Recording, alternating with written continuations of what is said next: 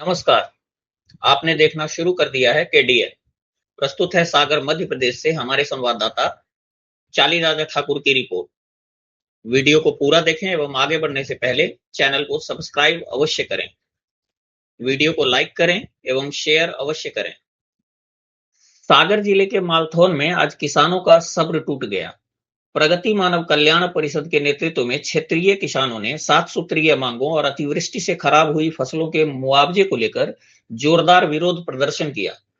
किसान bus stand से rally निकालते हुए तहसील परिसर तक पहुंचे। किसानों का कहना है कि हाल ही में हुई बारिश से उनकी खरीफ फसलें पूरी तरह नष्ट हो चुकी हैं, लेकिन अब तक प्रशासन ने न तो सर्वे कराया और न ही मुआवजे की प्रक्रिया शुरू की। तहसील पहुंचने पर अधिकारियों की गैर मौजूदगी ने किसानों के गुस्से को और भड़का दिया। मौके पर किसानों ने प्रशासन के खिलाफ नारेबाजी की और कहा, हमारे खेतों में तबाही आई है, लेकिन प्रशासनिक लापरवाही से हमें राहत नहीं बल्कि उपेक्षा मिल रही है। आक्रोशित किसानों ने अंततः राजस्व निरीक्षक को मुख्यमंत्री के नाम ज्ञापन सौंपा और चेतावनी दी कि यदि जल्द समाधान नहीं हुआ तो आंदोलन और तेज किया जाएगा। अगर आप हमें आर्थिक सहयोग देना चाहते हैं तो डिस्क्रिप्शन में दिए गए नंबर पर करें। ये चैनल आपके ही सहयोग से चलती है और चल सकती है। धन्यवाद। बीकोर कला से हैं।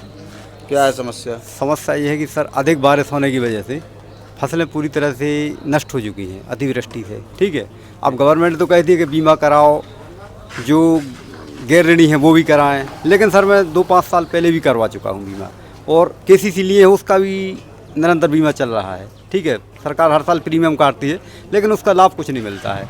अब बैंक में अपन इसकी आपत्ति लो तो कहते हैं वो जैसे ऊपर से रिपोर्ट आएगी, और पहले भी नुकसान हुआ है लेकिन उसका बीमा का कोई लाभ नहीं मिलता है। सरकार क्या कारण रहता है कि बीमा का लाभ नहीं मिलता है? क्या बैंक वाले प्रीमियम नहीं, बैंक वाले तो प्रीमियम काटते भेजते नहीं, बैंक वाले तो प्रीमियम काटते हैं, वो भेजते हैं या नहीं? हाँ भेजते हैं। फिर क्यों नहीं मिलता है बीमा? ये बोलते हैं कि राज्य स्तर से बड़े स्तर पर उसकी जांच होगी। ठीक है, जब बड़े पैमाने पर उसकी रिपोर्ट आएगी तब उसकी बीमा कंपनी करेगी भरपाई, और होता कुछ नहीं है अभी। लेकिन स्थिति ये है सर कि मतलब गवर्नमेंट जल्दी से जल्दी इसकी सर्वे करवा कर, ठीक है, उचित मुआवजा दिलाने की कृपा करे।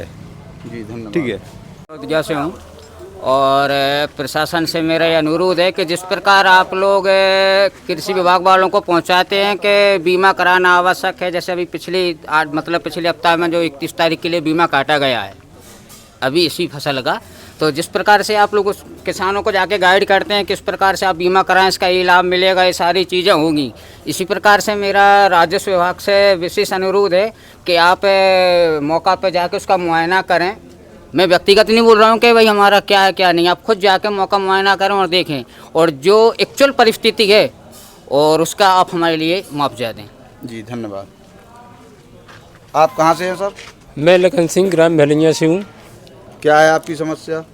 हमारे यहाँ बारिश के कारण सोयाबीन की फसल जो बोई थी, 2-3 किसानों ने बोई है, मगर सब चौपट बारिश के कारण हो गई है। और अभी तक तो ना ही कोई पटवारी लोग गए हैं, न तहसीलदार महोदय ने आदेश किया है कि कम से कम उसकी खेत किसान पर जाएं और किसानों की फसल देखें। कुछ नहीं बचा खेतों में, क्या करेंगे किसान? अब क्या चाहते हैं आगे आप? सरकार से यही अनुरोध चाहते हैं कि ये खेतों पटवारी जी को भेजें, गिरदावरी करवाएं और उसका मुआवजे के भुगतान की बोले सरकार से।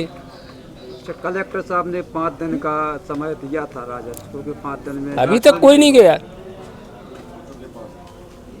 कोई नहीं। पटवारी जा रहे हैं हल्का बार, हमको वो देख रहे हैं ना खेत पे कि क्या है कि स्थिति। वास्तव में किसान के पास कुछ नहीं बचा है, सोयाबीन की फसल जितनी है सड़ गई है सब। धन्यवाद। नमस्कार साथियों, मैं अरविंद पाल और आप देख रहे हैं न्यूज़ नेशन 81। आज मालथौन तहसील में समस्त क्षेत्रवासी किसानों ने फसल मुआवजा के लिए ज्ञापन सौंपा है, तो इस विषय में आज हम किसानों से जानना चाहेंगे उनकी क्या परेशानी है। आइए, आपका क्या नाम, शुभ नाम क्या है? हमारा नाम है हनुमत चढ़ार।